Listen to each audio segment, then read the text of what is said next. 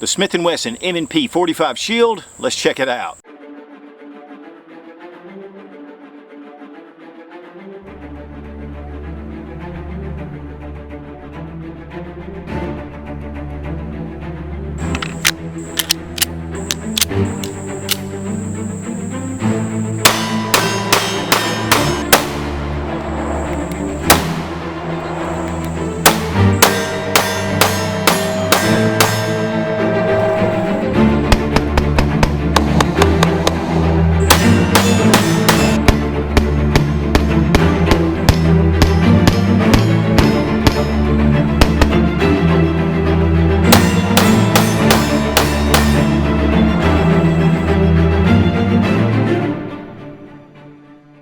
Smith & Wesson has sold over 1 million Shield 9mm and 40 caliber pistols.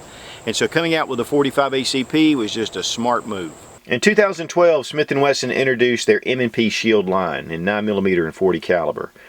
This was a single stacked thin slide version of their standard M&P series, which really appeals to the concealed carry market, and that's the reason they designed this. It's very thin, it's very lightweight, and very concealable.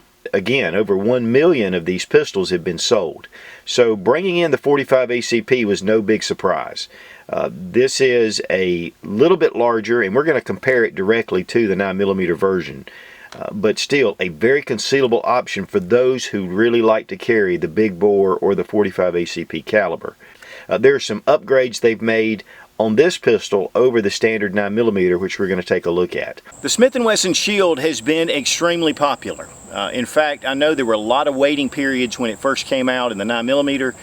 My wife, as soon as she shot one, she had to have it, and that's what her concealed carry is. And a lot of our friends, in fact, a lot of times ladies will ask, and I will refer them to the Smith & Wesson Shield. It's just ergonomic, it's thin, and yet it carries that 9mm that's a lot more powerful than your 380 or even less. The first thing let's do is go ahead and double check, make sure the gun is unloaded, and it is. Of course, we're going with 6+1 in the standard magazine, and then we bring in the extended grip, and it's 7+1. So it extends the grip just slightly more, but it gives you a little more grip for your hand. One of the things about the 45 is that the grip is a little bit longer than the 9mm. This is a polymer frame pistol, but incorporates a lot of stainless steel. Whether it's the magazines, and again, you do get 2 magazines. The barrel is a stainless steel 3.3-inch barrel, and the slide is also stainless steel. Of course, it has this Armor Night corrosion-resistant finish that Smith & Wesson does. Very resistant to wear, and it does have kind of a matte finish to it. One of the big improvements, though, over the standard Shield is this aggressive texturing. That was one of the complaints that I've had with the Shield. Now, we have 2 Shields. I have a Performance Center Shield. My wife, her concealed carry is a standard Shield. We put Talon grips on it because it is very slick. You can see this really nice aggressive texturing not only helps you to keep hold of the pistol, but with 45 ACP, it's going to really make a difference with it sliding in your hand, because you're going to get a little more recoil. Now here is your original grip texturing, and this is a 9mm Shield, and it's actually a Performance Center. But you can see how very mild this texturing is compared to the new aggressive texturing. Now here you can see it a little bit closer, and just not a lot of gripping on here like it is with the new model. One of the big things too that they did with the 45 is there is checkering or serrations right here, just in that lower lip. And this helps for press checks or if you're going to rack the slide from the front. But the same texturing that you have, you know, with your standard 9mm back here at the back. Of course, the big question is how much larger is the 45 than the 9mm? I'm going to place the 9 on top. And then here at the grip, it's mainly just the base pad that's extra. Of course, you're going with 45 ACP diameter compared to 9mm, so you're going to have a little more grip unless you're going to go like with the XD45 and have just 5 rounds. I'm really glad that they added that. I mean, the 6 rounds to me in 45 is about minimum of what I'd like to carry. Slide's going to be just a touch longer and a little bit thicker. I think it's 0.99 inches in width. But other than that, these pistols are pretty much the same.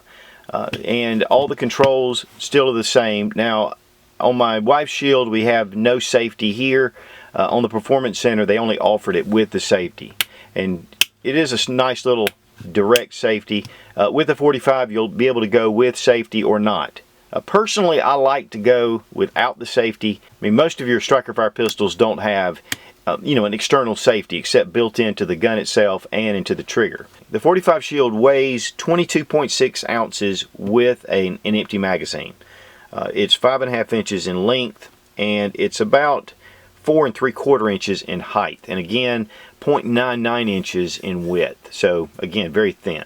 The 9mm Shield weighs 20.2 ounces, so you've got about 2.5 ounce difference with the 45. Now the trigger in the Shield 45 is really good. I mean, for a polymer frame pistol, and it was very surprising. So what we're going to do is go ahead and drop our magazine, check the chamber, and you can see that it is a pivot style safety, and it disengages that little block at the back.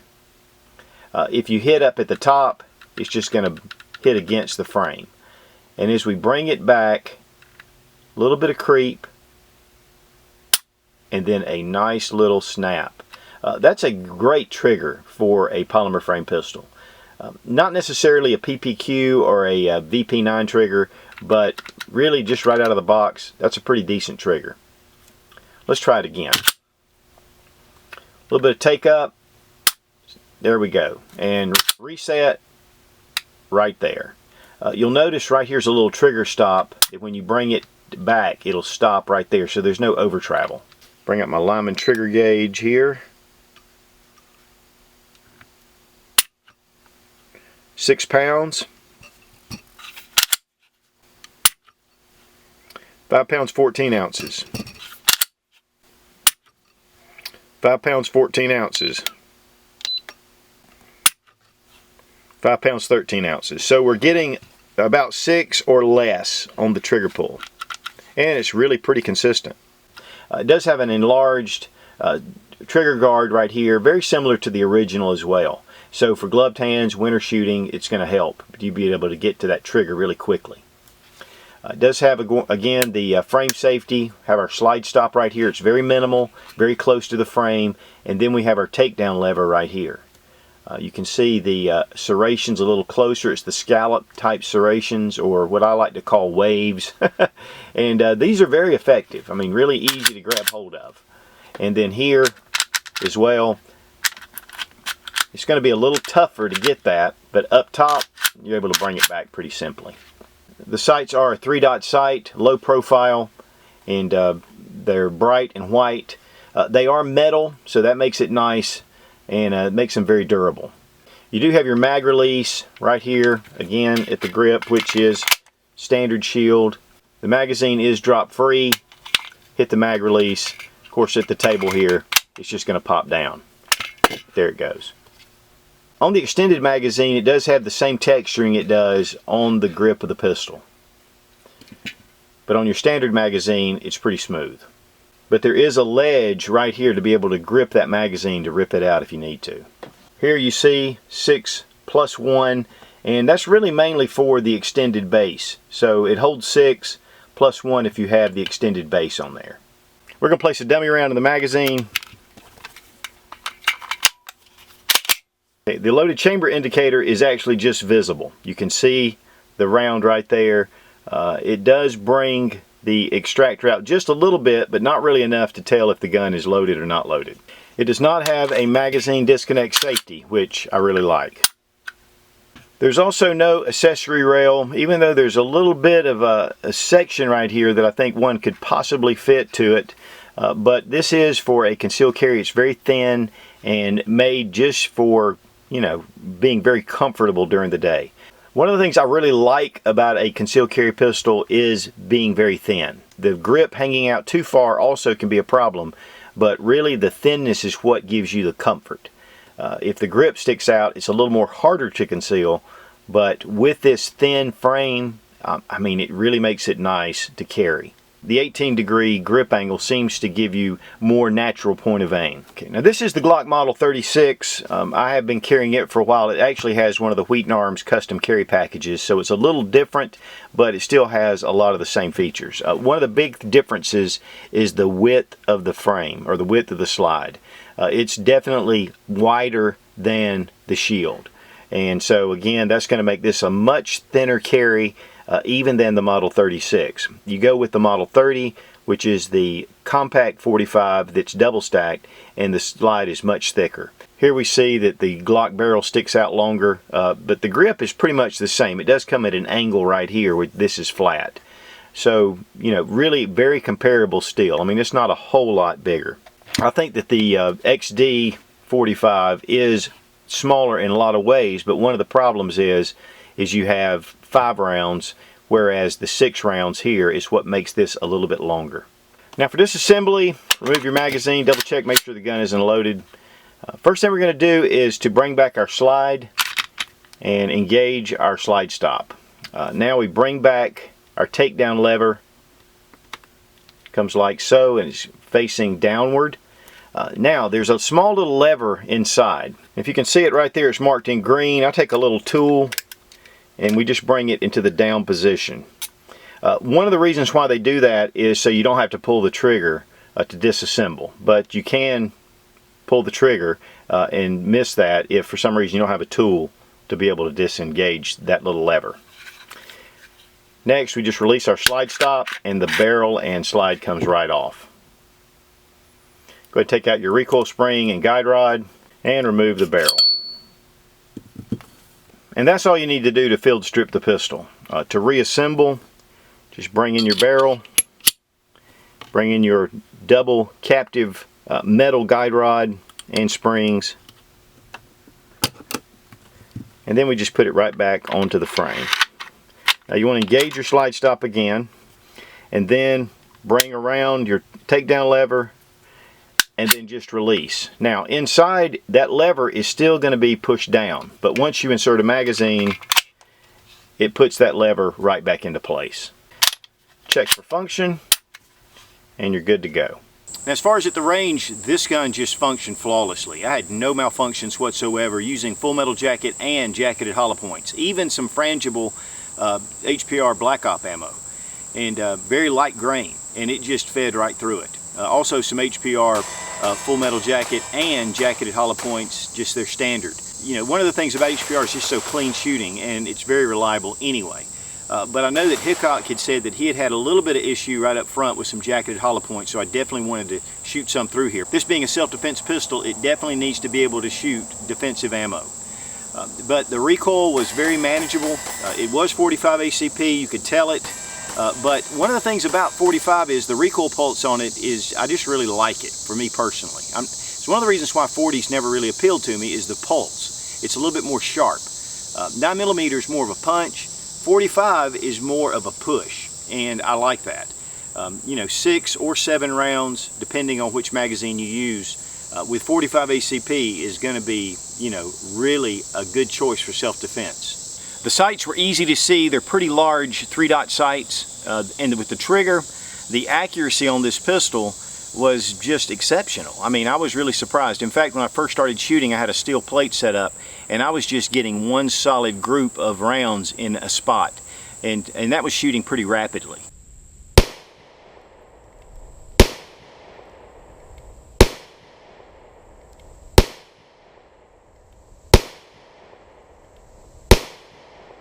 I was shooting at 7 yards, just one big solid group. That was 230 grain full metal jacket HPR, and I can't complain about that.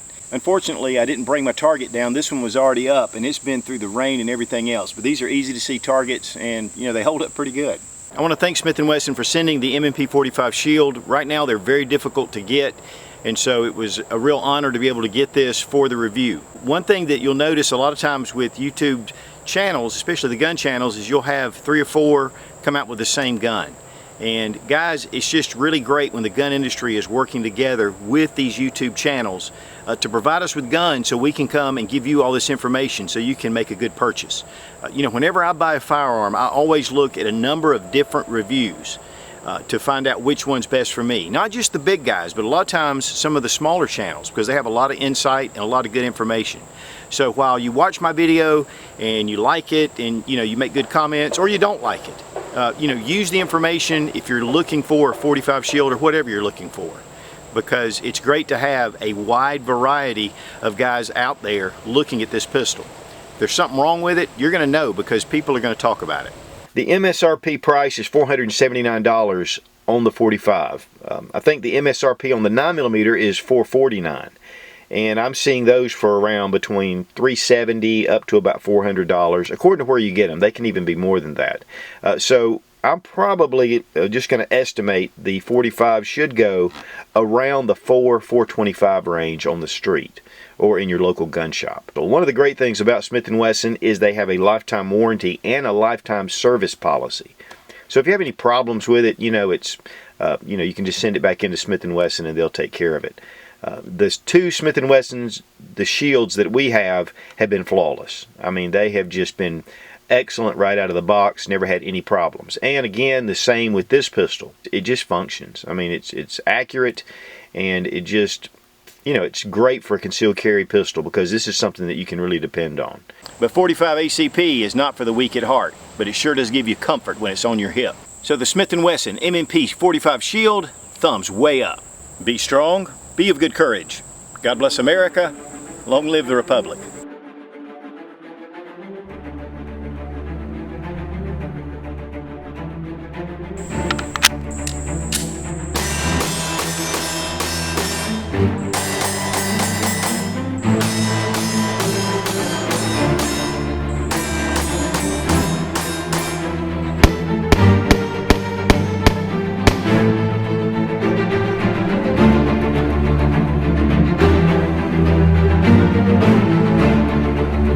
Here's the basic, now here's the standard grip on the shield, and again, okay, now here's the standard grip on the original. Okay, now here's the original shield. Okay, speaking of triggers, okay, speaking of triggers,